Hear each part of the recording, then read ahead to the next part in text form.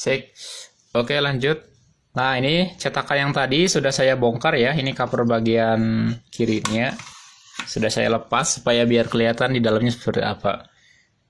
Oke, ini seperti ini di dalamnya. Jadi untuk bagian sia ada di posisi dekat engsel. Berbeda dengan yang dewasa. Kalau dewasa ini kebalik. Itu sesuai selera aja sih bagaimana bagusnya. Nah, ini yang harus kita cari adalah ketebalan ini. Celah. Jadi berapa celah yang bagus untuk menghasilkan hasil cetakan yang bagus. Nah, saya coba keluarkan dulu ya. Oke. Nah, kalau teman-teman lihat ini cetakan ini juga sudah pernah saya revisi ya. Ini beberapa kali revisi juga. Karena waktu itu dirasa kurang srek dengan hasilnya. Nah, jadi tugasnya adalah ini harus bisa bikin settingan celah seperti ini. Nah, cara pertamanya tentu di bagian engsel ini nanti langsung digeser-geser aja supaya ada celah dulu. Ketebalan celahnya paling sempit adalah ya 2 kali tebal pipa yang dipres ya. Kalau saya dilebihkan sedikit. Jadi hasilnya juga agak berongga gini ya bagian ujung ini. Nggak sampai ini. Dulu ini pernah sampai ngepres banget. Cuma ada kekurangannya, saya lebarin aja dikit. Oke, nah celah ini. Nah, selanjutnya ke sini. Kalau di bagian ini yang mengatur ketebalan di sini adalah kuncian tadi, kuncian ini. Jadi posisi lubang ini tinggi rendahnya adalah tergantung nanti hasil celahan yang ada di sini. Kita inginnya berapa. Nah, karena di sebagian belakangnya masih ada cover, jadi kelihatan ya. Jadi ini kalau saya dorong, truk, ini sudah nggak bisa turun lagi. Sehingga celah yang saya harapkan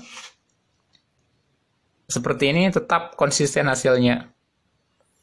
Oke, ini kurang lebih gambaran bagian dalamnya. Silahkan ini harus dicoba-coba untuk benar-benar mendapatkan hasil yang bagus, harus berulang percobaan setting celahnya. Tidak akan langsung sekali jadi. Semoga mudah dipahami. Terima kasih.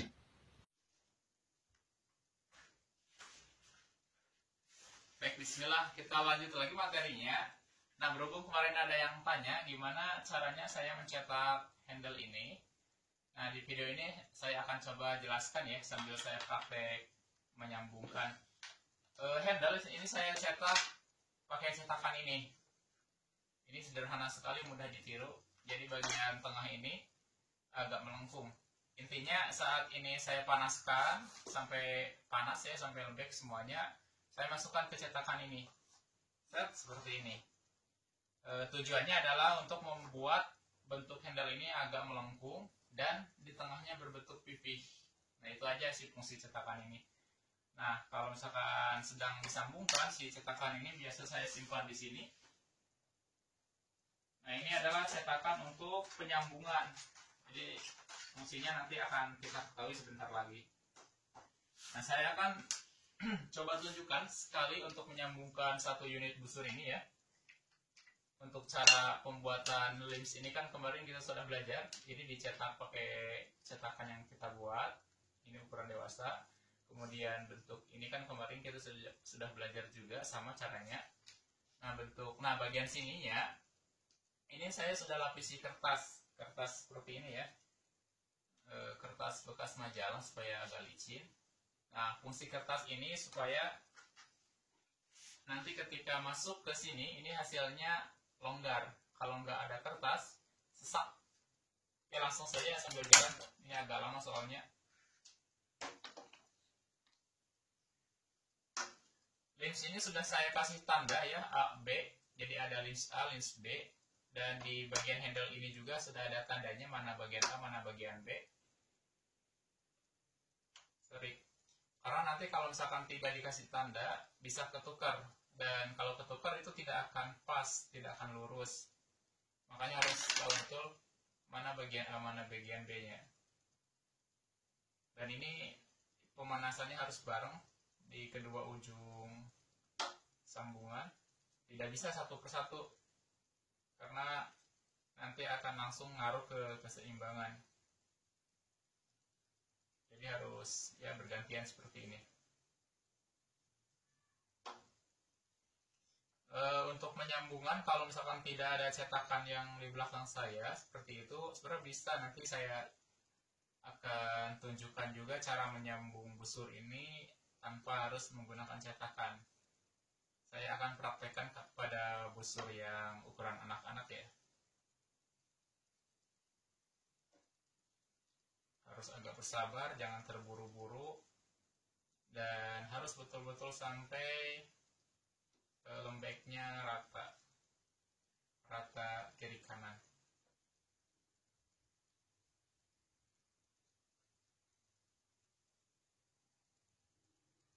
Ini sudah, ini masih keras. Terus ya harus dibolak-balik, ini emang proses agak lama.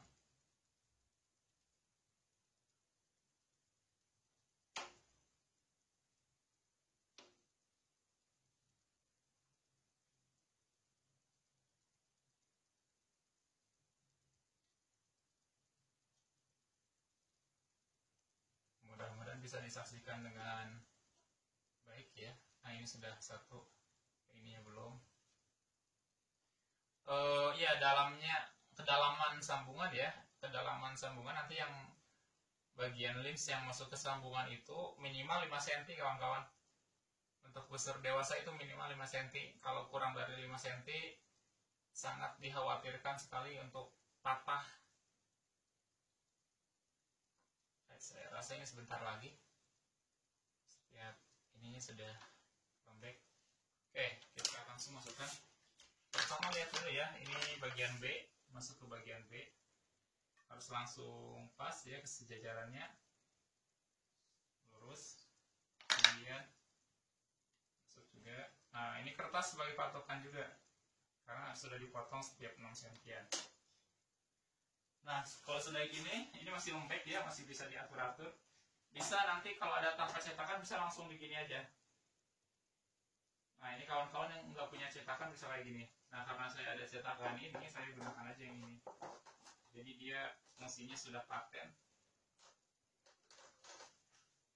Jadi dari fungsi cetakan ini dia pertama membentuk kelurusan ya. Ini kan celahnya lurus. Jadi dia ini nggak bisa twist atau geser kiri kanan, enggak. Kemudian ini juga sudah dipaskan di tengah, jadi ada titik tengahnya. Kemudian ketinggian di sini juga sama dengan yang di ujung.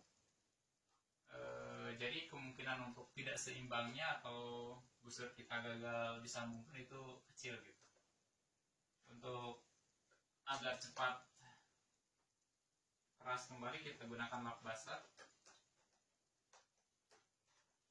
Ini tidak lama kok ininya, bisa langsung kita cek. Dan jangan harap sekali nyetak langsung jadi ya. Saya sering gagal juga, jadi tidak langsung seimbang. Itu tinggal dipanaskan ulang dan diganti pasangan linsnya. Kemungkinan ukuran linsnya itu berbeda. Nah ini sudah. Kalau teman-teman lihat ini agak lurus lah lumayan. Nah, cuma kita harus cek apakah ketika dipasang tali ini sudah seimbang atau belum. Jadi jangan dulu kita lepas. Kertasnya biarkan ada di dalam dulu. Kita harus cek dulu apakah sudah seimbang atau belum. Cara ngeceknya kita harus langsung pasang tali. Sorry ya. Ini sambil lihat aja. Ini juga ada tekniknya pasang tali seperti ini. Mudah-mudahan bisa kelihatan.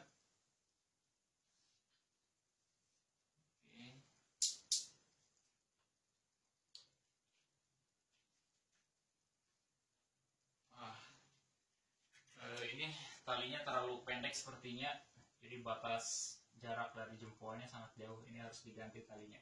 Cuma untuk lihat keseimbangan bisa lah, kita akan ukur. Jadi caranya adalah kita harus mengukur jarak dari satu titik yang sama, misalnya di sini dengan di sini apakah sama nggak jaraknya. Ada ini enggak? Coba ya pakai ini.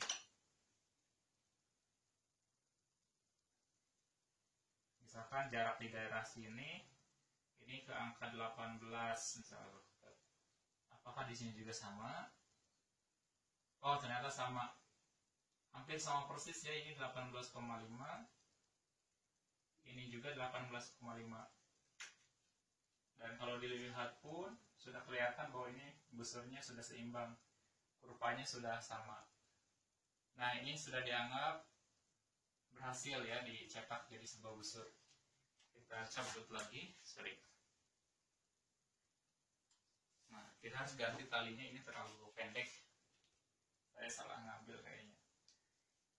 Nah, ini kita cabut ya, karena ada kertas yang harus kita hilangkan. Ini tidak bisa, kawan. Jadi sebelum dicabut kertasnya ini sudah kayak paten gitu. Jadi kalau misalkan kawan-kawan ingin busurnya nggak dilepas gitu ya, nggak bongkar pasang ya nggak apa-apa, ini sudah bisa kayak gini. Tapi saya lebih baik untuk dibongkar pasang. Saya coba paksa ya. Oke, ini juga. Nah, kita lepas kertasnya, apakah bisa dimasukkan dengan mudah ke hasil sambungannya. Kalau bisa masuk dengan mudah, artinya busur ini sudah berhasil. Ini bagian A ke bagian A, saya coba. Oke, sangat ringan ya. Kemudian ini juga B-nya. Kalau saya coba masukkan B ke A, seperti ini hasilnya. Jadi agak bisa aja ngepas sih, cuma nanti kemungkinan keduanya ketika ini. Nah, ini kelihatan gak seimbang nih. Jadi agak bengkok. Pokoknya ketika sudah ditentukan bagian A, bagian B-nya harus sesuai. Oke, itu aja mungkin yang bisa disaksikan dari cara memasang teknik penyambungan busur ini. Saya akan lanjut atau balik lagi sih sebenarnya ke materi untuk cara pasang busur ini, tapi tanpa ada cetakan ini. Semoga bisa diikuti. Terima kasih. Assalamualaikum warahmatullahi wabarakatuh.